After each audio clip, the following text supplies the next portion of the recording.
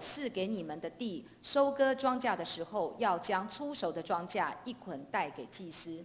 接着我们看第15节，你们要将安息日的次日献禾捆为摇祭的那日算起，要满了7个安息日。到了第7个安息日的次日，共计50天，又要将新素祭献给耶和华。接着我们再来看22节。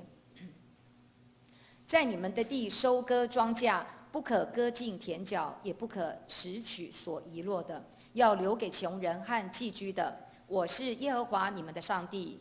耶和华对摩西说：“你晓谕以色列人说，7月初1，你们要守为圣安息日，要吹角做纪念，当有盛会。什么劳碌的工都不可做，要将火祭献给耶和华。”耶和华晓谕摩西说：“7月初10是赎罪日，你们要守为圣会，并要刻苦己心，也要将火祭献给耶和华。”我们再看33节。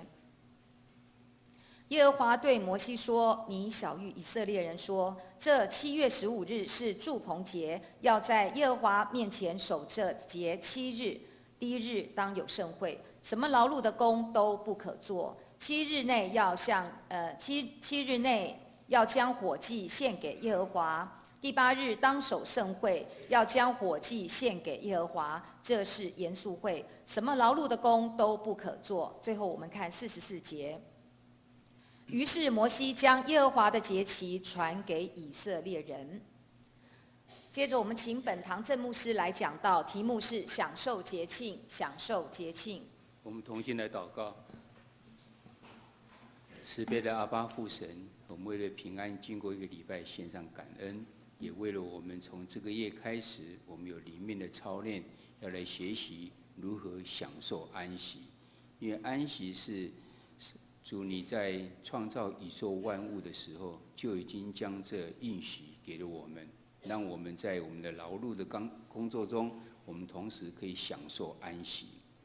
求主你帮助我们真正的明白安息的意义，就能够享受主你的给我们的安息。那我们回到神你的面前，建立跟神的关系，就能够真正去享受。求主你让我们能够明白，我们透过这1个月的学习，都要成为我们的帮助。求神你赏赐我们有属灵智慧的有属灵的智慧，开我们的心眼，让我们能够明白。我们这样祷告，奉靠主耶稣基督的名求。阿们。大家平安。我们这个月正在里面操练这个主题是享受安息。今天是进到第3节，第3个讲。那我们知道安息呢，这个是神在创造宇宙万物的时候就已经设定的，不然到主耶稣的时候来的时候，他也告诉我们，他在马太福音第11章28节这样说：“凡劳苦担重担的人，可以到我这里来，我就使你们得安息。”那我们每个主日到神的面前，其实我们就是希望能够将我们的重担卸给耶稣，然后我们就得了他的担子是轻快的，我们应该得到安息。我们不知道有没有每个人得到安息呢？甚至现在我们也再次强调，不是圣殿，不是只有在教会才是圣殿。神主耶稣已经跟你住在你的心中，所以你本身就是一个圣殿。你也随时可以得到安息才对，不一定要到教会来。当你面对神，你跟主耶稣有良好的关系，你愿意跟他亲近他，要将你的重担卸给他的时候，你就能够享安息。我们有没有真正得到安息呢？这就是我们这个4个礼拜里面要去学习的。那得到安息的目的是为了什么呢？安息的目的在以赛亚书第30章第15节，他这样说：“你们得救是在乎归回安息，你们得力在乎平静安稳。”也就是在意思告诉我们，你要得救的话呢，是2件事情把它合并起来，一个是归回，英文是叫做 return， 回到什么地方去？那是要回到神的面前，在神的面前真正得到安息，那你就得救了。你要是没有回到神面前，你没有办法回到神面前，你又不卸下你自己，又是自己在操心自己的话，没有真正得到安息的话，你也没有办法得救。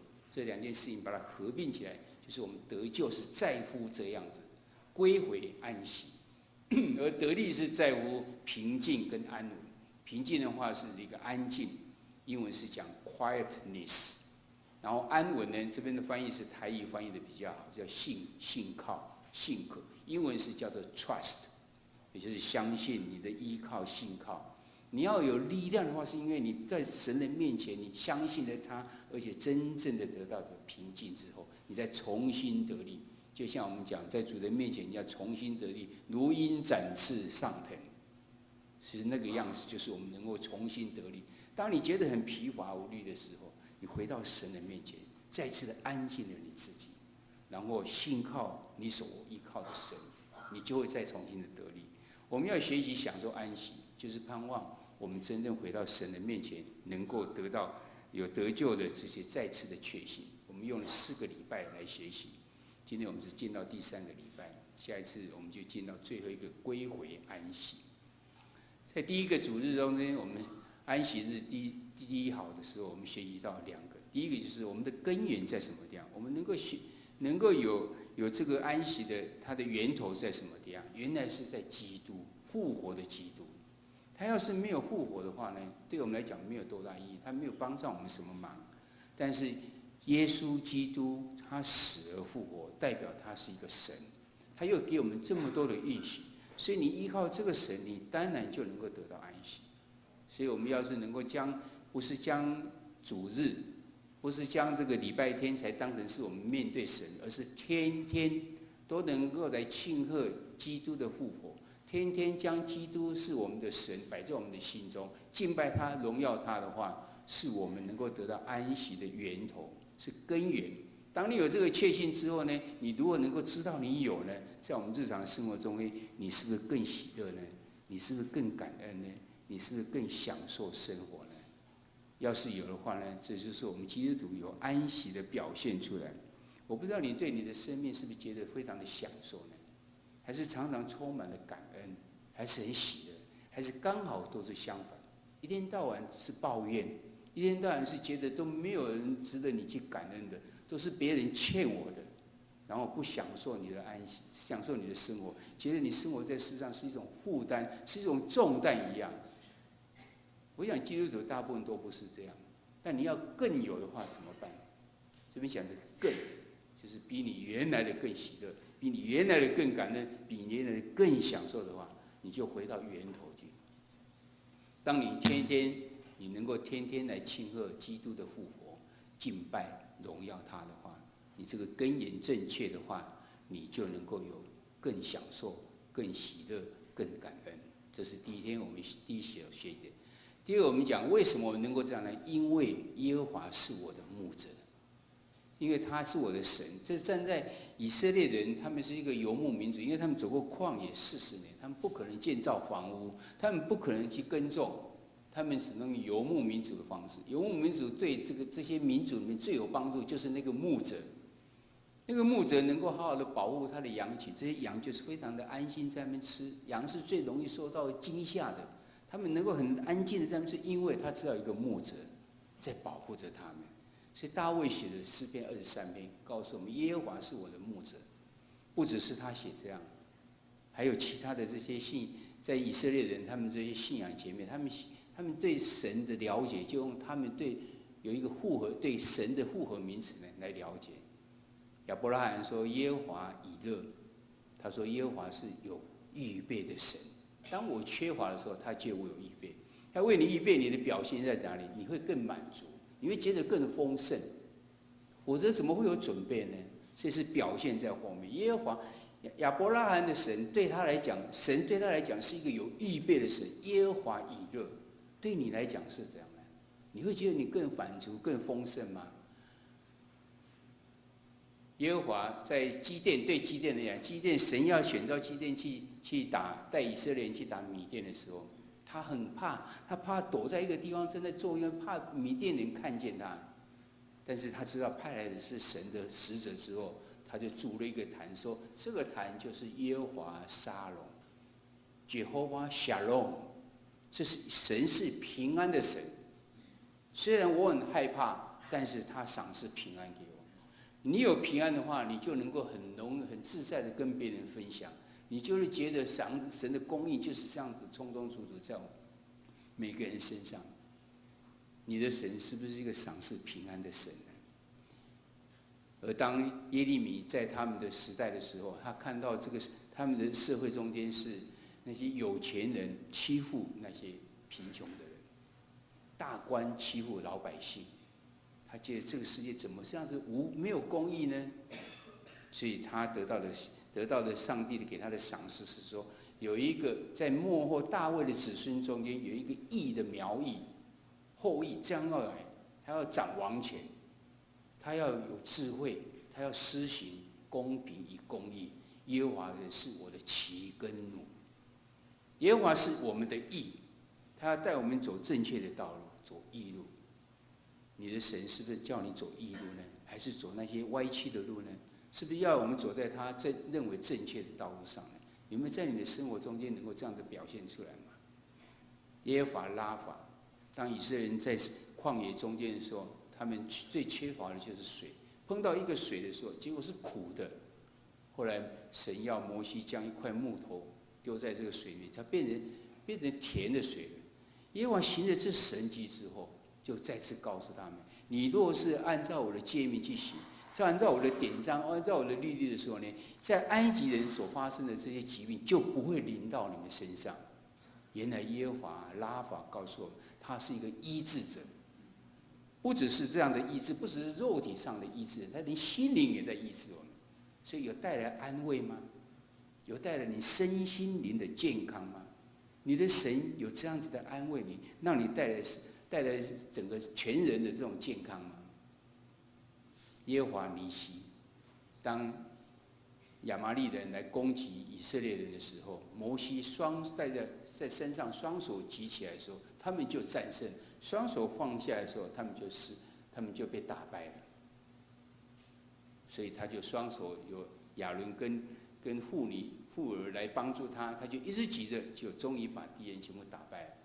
摩西再次见证说，他的神是耶和华尼西，是我们的旌旗，打胜仗的旗子举起来一样。耶和华神是不是你的力量，是让你得胜的力量吗？耶和华沙玛，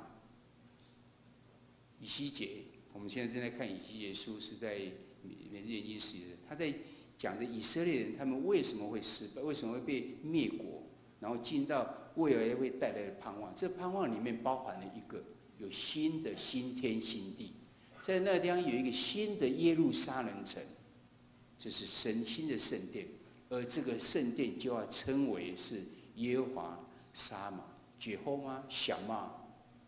在我们意义来讲，就是这跟我们同在。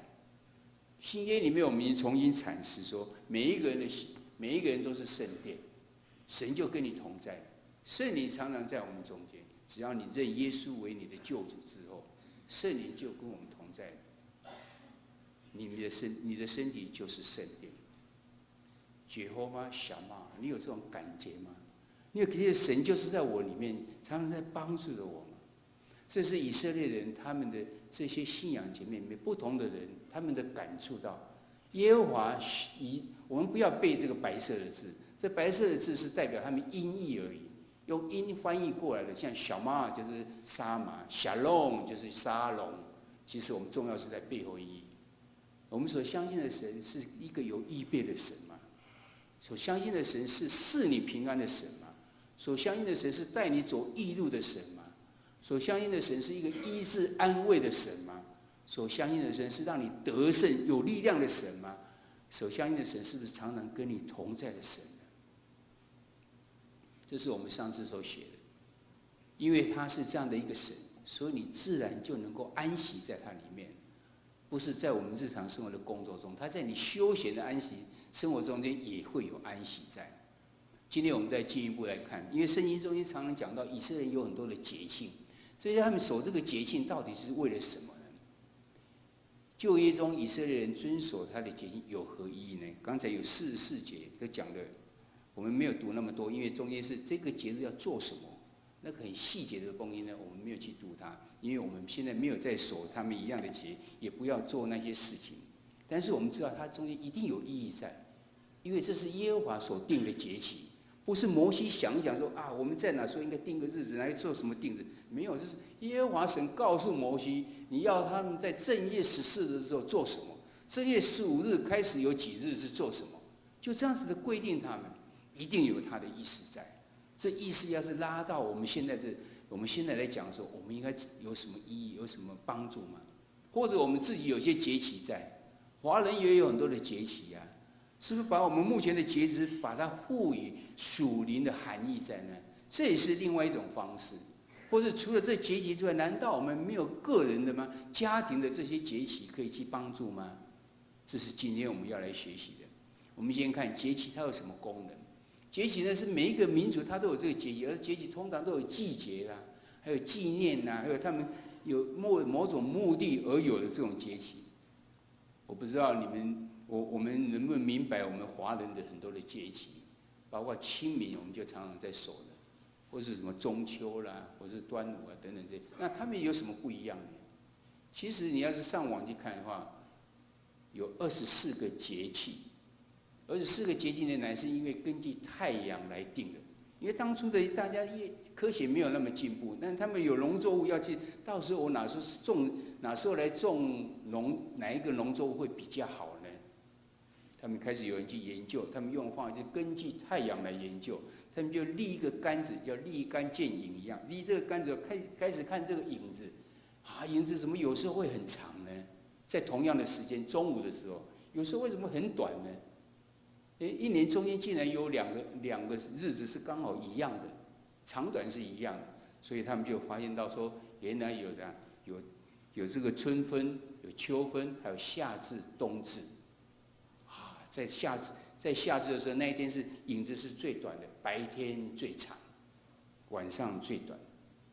在冬至的时候呢，白天最短，晚上最长。春分、秋分的时候是白天跟晚上都是同样的长短。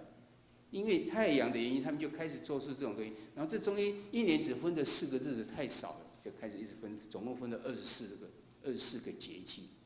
这节气里面呢，包括蛮多的，包括所谓什么立春啊这些东西，立春、立夏这些都是有大寒、小寒等等这些。有些日子我们都看过，有些我们很少在遵守。中间最常遵守一个是清明。起先我还以为清明是属于农历里面的一个纪念日，结果不是，它原来是属于24个节气中间，就是根据阳历来看的那一天是什么事情这样。原来他把一个日期一年把它分成20天，华人有这样子的节气在，而这些节气呢，有些是为了农作物的关系，有些是为了纪念的关系，等等都有。以色列人也是一样，他们也有这些种种的这些节气在，而不同的是，这些节气是神来告诉他们的，神要他们去遵守的。犹太人的这节期呢，这是神透过摩西来制定的，有它的宗教性，有它的属灵意义在，甚至有它的预表性在。我们基督徒呢，应该活出这个节期它的属灵意义。虽然我们没有跟着以色列人一起死，但是它的意义我们要了解，就在我们的节庆或在我们日子中间，能够去学，能够去把它活出来。华人的文化很大部分呢，其实都是美好的，也符合了圣经的一些价值观跟普世的观念，但是也有一些呢是违背圣经的，有异教的这种色彩在，这是我们的所谓讲的迷信的部分，我们应该要注意这些事情。那华人的节庆呢？华人节庆呢，基督徒呢，其实我们不必要怕它，也不必要从其中来脱离掉，我们应该很自然的过这个节期，但是要努力把它转化成为不同的意义在。我们一起遵守，我们等一下就可以去来看到如何去把它转化过来，重新赋予新的属灵的这个意涵在。我们可以做到像这个样子。那我们来看节期的它的季节跟欢聚的这种特质呢，其实也是我们在这个放假的时候呢，我们基督徒可以是休闲安息生活的一个重要的这个方式。我们先来看看圣经中间的节期到底是如何，就是刚才圣经所读的。你有看到这一句话常常一直出现：耶和华的节期，你们要宣告为圣会的节期。也就是说，耶和华所规定的这个节期呢，都是属于神的，是圣会啊，所以你要举行圣会。是神所规定的，表示非常的重要在。那神的节期里面有几种呢？原来只可以分成只有2种而已，一种是普通的节期，一种是特别的节期。刚才我们圣经看的就是它的特别的节期，而普通的节期就像我们主日、安息日在守，这就是普通的节期。每个月有一次，就是初一的时候夜朔，就是月亮最那个月亮不是圆的时候，那时候。然后每一个7年有一次叫安息年，50年有一次的喜年，这是他们的节期。普通就时间到就是这样子办。但是另外有一个特别的节期呢，他们有特别的意义在，总共有7个。圣经中以色列人他的节期有7个是特别，就是逾越节、无酵节、初守节、五旬节、吹角节、赎罪日，还有祝婚节。我们可以简单的说明，因为我们不必要记那么多，我们只要了解它的意义是什么就可以。第一个是逾越节，在23章的第4节到第5节，它的日期是犹太人的年历的正月14日，不是我们的年历哦，是犹太人的历。他们的年历的正月是哪一天算起？就是他们要出埃及的那个月，叫做正月，他们的生命重新的开始。整个民族重新要得另外一个生活开始，他们用出埃及的那个夜为正夜。第14的时候呢，就是他们的逾越节。这时候他们在初10的时候先预备羊羔，初14的时候来杀这个羊羔，将血涂在他的门每一个门框上，就是我们现在好像这个春联的典故一样。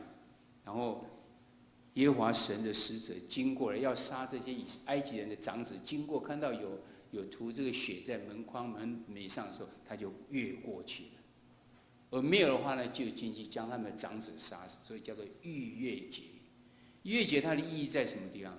代表着神纪念要纪念神拯救他们以色列人的百姓，让他们能够出埃及。而我们新约来讲的时候呢，主耶稣他羔羊主耶稣，他为我们定时要流他的宝血，也是救赎了我们。那些惩罚要一些惩罚呢，因为看到主耶稣的宝血遮盖在我们身上，他就越过去的。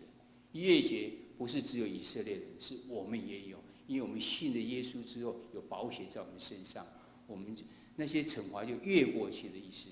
第二个节呢，叫做无酵节，在第4节到第8节，它在正月15到21，也就是他们逾越节当天吃了这些隔后，开始有1个礼拜的时间，他们要守无酵节。无酵节的时候是怎样？就守这个日期，要纪念神，然后除去家中的酵，举行盛会。酵母的东西呢，在旧约中间通常都是表示不好的东西。它是一个非常小的东西，摆在面粉里面呢，它就可以让整个面粉整团就发酵起来。这就有点像我们在我们的中间，要是有人讲了一个八卦的话，讲了一些某一个人不好的话，哇，这话很快就传开来了。但讲某一个人好话呢，讲很久还是传不开来的。因为大家都喜欢听八卦，哇，侧耳听，好话就没有再听的一样。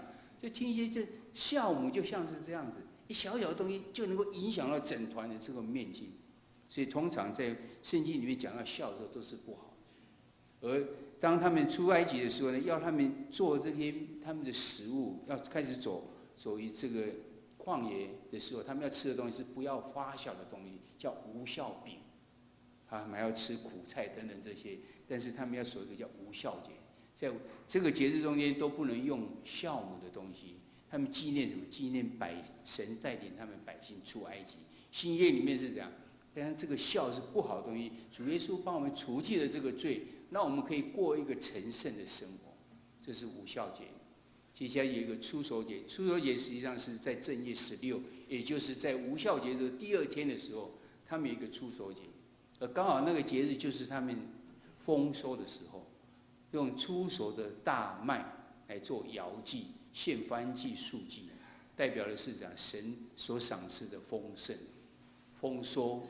我们现在来讲呢，主耶稣复活之后就成为那初熟的果子一样，让我们重新可以献上他初熟的果子，代替我们现在他的面前，所以我们的罪才能够得到赦免。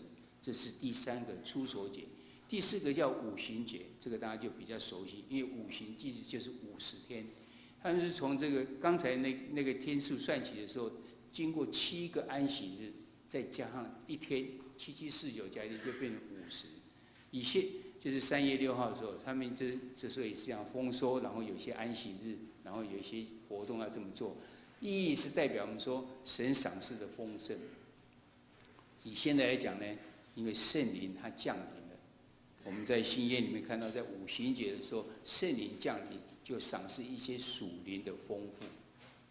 第5个呢是吹角节，吹角节呢是在7月的1日。7月1日的时候，他们要吹角做纪念，然后号召所有人呢能够回到神的面前来，然后重新的来悔改认罪。所以这是神旧约的意义里面是神召集百姓要能够悔改。在新约里面呢，要我们去将万国万民都召集回来，当作神的百姓。这是第5个，是吹角节。第6个是赎罪日，赎罪日里面在7月10号，这是要怎样？要百姓要到神的面前来认罪，大祭司为了全体的赎罪来守安息日，然后百姓们呢要刻骨己心。在现代的旧约里面，意义就是神要赦免百姓的罪孽。新的意义里面是全人类都要得救。吹号角呼召大家来，然后有一个赎罪日之后，就能够一起来得救。因为吹号角是在7月1日，然后赎罪日是在7月10号。最后一个节日叫祝棚节，祝棚节我们比较常听到，它总共有8天，7月15日到7月22日。这时候他们要怎样？要到外面去，不能住在家里面。有人是到他的阳台上面，他们平底的时候，上面自己再去搭一个棚子，住在那个地方，总共住7日。然后最后一天要有严肃日，为什么？为了纪念他们在旷野的生活。他们在旷野的时候不可能有房子，而是都是住在这种搭棚子的这种情形之下。在这种情形之下，神眷顾了他们40年，这是祝棚节。以现在的意义来讲，就是说这样。有一个新的耶路撒冷要降临，主耶稣的再来的意义存在。我们看到这么多个节日呢，我们只要先去了解，就知道它的意义在什么地方。这个意义是上帝要他们以色列人这样子去守这个节日，而这节日背后有它的意义在。那以我们现代人来看呢，有新约的意义在什么地方？所以我们去了解这新约意义，更是有帮助我们。刚才所讲这些日期呢，通通是犹太人的年历。犹太人年历里面有几个简单的是，初熟节是在这个是讲大麦收成的时候，而五旬节是讲小麦收成的时候，他们的日期是这样的规定。犹太人怎样去过这个节期呢？犹太人有2种方法来过这个节期。第一种方法呢，它乃是一个吃喝跳舞团聚快乐，哇，这我们大家很喜欢的方式，也很喜乐的方式。因为在他们节期的时候，当他们将耶路撒冷重建起来的时候，他们还做了一件事情，拿耶和华给的律法去读。一读的时候，这些百姓们就开始哭泣。我们为什么会悖逆神呢？但是那时候尼希米告诉他们说：“今天是圣日，不要哭泣，不要悲伤哭泣，你们去吃肥美的，喝甘甜的，有不能预备的就给他们。”要他们用这样的另外一种方式呢，来庆祝他们的节期。因为耶路撒冷已经重建起来，虽然我们知道我们还是悖逆的神，我们还有很多没有照神的，但是呢，神要我们用欢喜快乐的方法，吃喝跳舞的方式来过这节庆，也有这样子的节庆。另外一个节庆方法乃是这样悔改禁食。我们看到严肃会在尼希米第9章第1节到第3节的时候。严肃会通常都是这样，聚集禁食，身穿麻衣，头蒙灰尘，然后就开始认罪，站着认罪悔改。你可以想穿那个麻衣，禁食就穿麻衣，又把灰洒在自己的头上，那人非常悲伤、非常痛悔的这种心。他们有时候也是用这样子，而且大部分都是用这种方式来过他们的节庆。所以犹太人呢，他们在节庆中间用这种2种方法都有。其实，在我们的也有享受吃喝，也有跳舞，也有团契，也有欢庆，也有安息。但是他们也有进行敬拜、读经、悔改、禁食，这些其实是在我们的节庆中间也都是要去来采用的一些项目。我们现在回来看看我们自己，华人有什么节气？华人节气大概是只有4个而已啊，比较知道的。过年的时候，清明节、端午节、中秋节。这当然我们要注重这节气的季节性，还有它的欢庆。这里面只有一个是季节啊，就是清明节，是根据阳历来的，其他都是根据阴历的，日期都不太一样。阳历的话就是根据太阳，太阳在我们绕太阳，然后地球又自转等等产生的这些哈，而其他的这些都是用阴历，阴历是用农历的方式来算的。基督徒在这些节庆中可以做什么呢？我们可以赋予怎样属灵的含义呢？我们先看过年，过年是在农历的1月1号，我们应该记节的，不要去祭拜，也不要去赌博，因为过年是根据传说，就是有一个动物叫做年，而这个年呢，在最后一天的时候呢，它会出来，然后觅食，找到人就吃了，所以到中午12点过后之后，已经是没有被吃掉，他们就很高兴，就放鞭炮啊，庆祝啊。就是过年，因为年的这个动物已经被赶走，又用炮竹把它赶走，它已经吃完它该吃的了。所以很多人现在大家已经忘了这以前的传说是这个样子，那我们忘掉本来就是好的啊。我们不要去，因为有人就开始去拜那个年，哇，没有吃，不要吃我了，还是怎样？那也有人是在我们现在的法律上的时候呢，有人说啊，过年的时候这赌博不会抓，警察休假，所以就去赌博。自己找一些理由来使自己松懈一样，这是我们要拒绝的。我们应该怎样要鼓励的？我们是围炉，大家团圆在一起，趁这个机会去拜访一些平常很少看，因为大部分都有5、6天以上的这种假期，而这假期的时候刚好可以去互相访问、互相拜访，甚至还有发这些红包、压岁钱啊，可以出游、可以游行，这个是我们应该去鼓励的，而不是那些做一些不太健康的。而我们新的含义是怎样？其实就像我们的过年，就像逾越节一样，它整个民族重新得到一个新的生命。我们要是有贴春联的话呢，我们就觉得是好像神在保护我们一样。其实我们教会很少在贴这个东西，有的话就是从福音书籍里面出来的那些写的圣经的话语，那也很好啊，来表明我们这个家就是基督徒，受到神的保护在里面。我们有时候也吃什么苦菜啊、年糕啊等等，这些也是一种纪念。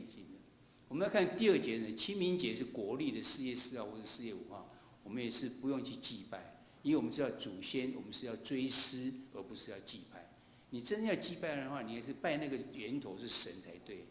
我们要鼓励的，我们应该去扫墓，我们应该追思，我们要家族的聚会。因为我们的祖先很多人都不认识的，所以一代传一代，诉说我们祖先他们以前有很好的事迹。他们如果是基督徒，我们第好几代感谢他将这些信仰来告诉我们，然后将他的墓能够扫清楚。这是一个很好的机会，大家能够聚集在一起。现在的含义讲，就是因为能够举行的家庭追思礼拜，用基督教的方式来表达我们的追思，我想是更有意义在。第3个节日是端午节。端午节在农历的5月5号，我们也是不应该去祭拜，因为很多人在祭拜，他到底在祭拜谁呀？是祭拜屈原呢，还是祭拜他们原来的神呢？而且端午节的意义，好像渐渐大家已经忘记它原来是什么。牧师也不是很清楚，所以上网去查一查。这故事是知道的，屈原嘛，屈原愤而投江。那有些妇女们她就用那个叶子包粽子，然后就丢到河里面。我在想说，这丢给谁吃啊？是给屈原吃呢，还是给其他这些鱼啊、虾啊吃啊？他们讲说，原来是给鱼跟虾吃的，让他们吃了以后就不会去吃屈原了，因为屈原没有办法吃的。那还有龙舟，龙舟是什么呢？我在想，对啊，为什么在端午节有龙舟的竞赛呢？他们原来是传说说他们是划着龙舟要去找屈原，那现在意义都完全不太一样了。那我们有没有去明白这个意思到底？我们还是在庆祝，没有问题啊。但是庆祝是怎样？要把它想成另外一个意义在。每次吃这个粽子的时候，把这个叶子剥开，是不是有一点像是那个拉撒路？他原来已经死掉，然后耶稣要他出来，走出来，但是他布都缠着他了，就叫他解开，让他能够走路一样。我们是整个生命得到的，已经老我就不见了，而是一个新的人出来了。的意义在，把这些旧的全部都把它剥开之后，我们就成为一个新造的人，是有没有这种复活这种感觉在？端午节以后我们吃粽子，是不是重新来思考？剥开这就是我要重新成为一个新造的人一样。中秋节在农历的8月15号，也是不用去拜这个月亮，月亮跟我们一样是一个星球而已呀。我们应该用赏月，然后是郊游、吃月饼、欢聚等等这些，而且好像是大部分都要到户外去。我们现在都改成是在烤肉啊，其实我们到户外去是欣赏这些，而且在户外有一点就像那些以色列人不能住在自己的房子，在外面去住，搭棚子起来住，好像他们的住棚节一样，是思想这样神的赐福，过去的看顾，在旷野中的看顾，还有思想的是基督的再来。我们看到是这几个节日呢，是我们在华人有这个节日在。但是除了这个华人这几个节日，难道就没有其他的节日我们可以去思考吗？不，还有很多。除了民族以外，我们当然还有我们自己家庭的节日。我们家人过节日，家里的人过生日，亲戚过生日，甚至都可以。还有受洗的日子，基督徒都有2个生日，一个生日是你肉体的生日，我们没有办法改变，但是你可以受洗，你的灵命重新得到一个重新开始重生的。这个日子是我们自己可以选择的，这是更值得来庆祝的。你的受洗日曾经你还记得吗？你可不可以跟别人分享，能够成为你的一个纪念日子呢？你结婚纪念日等等这些呢，我们可以透过知道，然后互相互送礼物、聚餐、吃蛋糕，然后跟邀请他们一起来庆祝，甚至可以这时候举办福音茶会，很好的理由邀请他们一起来。他们奇怪，你今天为什么庆祝什么日？我要庆祝我的受洗日子，我已经成为重生了。你们知道吗？重生有多么喜乐呢？为什么呢？就开始传起福音来了。你可以制造很多个机会，用这种节期，这个节期是别人没有，是我家的，但是我就是因为是我家，所以我邀请你们来，然后就开始有这种机会可以向他们传讲福音。教会里面另外有教会的节期，我们目前的节期呢是我们的教会历是从代降主日开始，因为我们的主角是耶稣。所以跟耶稣有关系的开始，12月25号前面4个主日就是代降第一主日开始，接下来就是复活，就是圣诞节，耶稣诞生，再来是受难日，然后就复活节，再来是圣灵降临节。我们也有我们的节日在，而这个节日呢，大家都已经很熟悉，就是因为跟教会连结在一起，所以我们很明白它的属灵的意义在。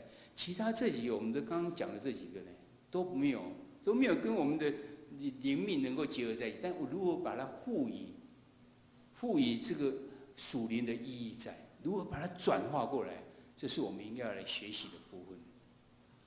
我们如果能够在洁净中能够安息呢？圣经的洁净呢是神所定的，华人呢是文化的一部分，家庭呢是我们生活的纪念的。但是为了让我们生活更能有安息、更丰富、更悠闲，来享受生活呢，我们就应该好好的去计划，把它赋予这个属灵的含义在，而不是只是为之过了这个日期之后，然后好像是真正这几天都是休息的嘛，休息就开始就想要做什么，都那一天玩的时候都没有休息，反而累得要死，而没有得到真的。不是讲说我们累的时候就没有安息，当你是累的再去关怀别人，去关心的别人，去安慰别人，你还是会很喜乐的，很得到安息的。但是是不是真的是这样子呢？我们这个节庆呢，也可以不要只有自己享受，也可以在小组、在教会中一起来享受，更能够使这个团契的功能能够落实。既然是这样的话呢，我们是不是可以开始计划我们最靠近的一个节期呢？让它借着它，我们在主里能够享受安息。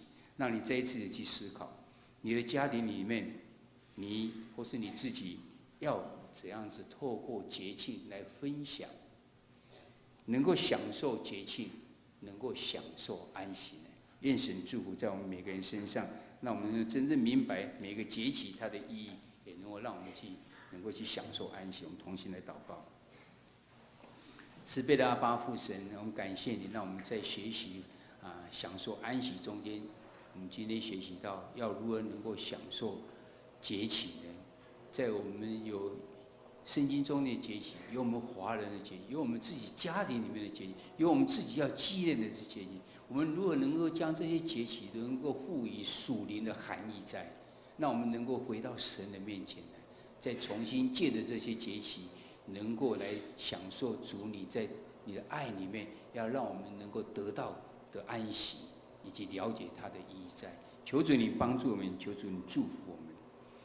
献上我们感恩祈求，这时候我们同心用主祷文一起来祷告说：我们在天上的父，愿人都尊你的名为圣，愿你的国降临，愿你的旨意行在地上，如同行在天上。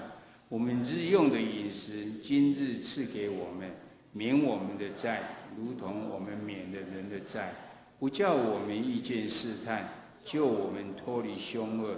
因为国度、权柄、荣耀，全是你的，直到永远。阿们。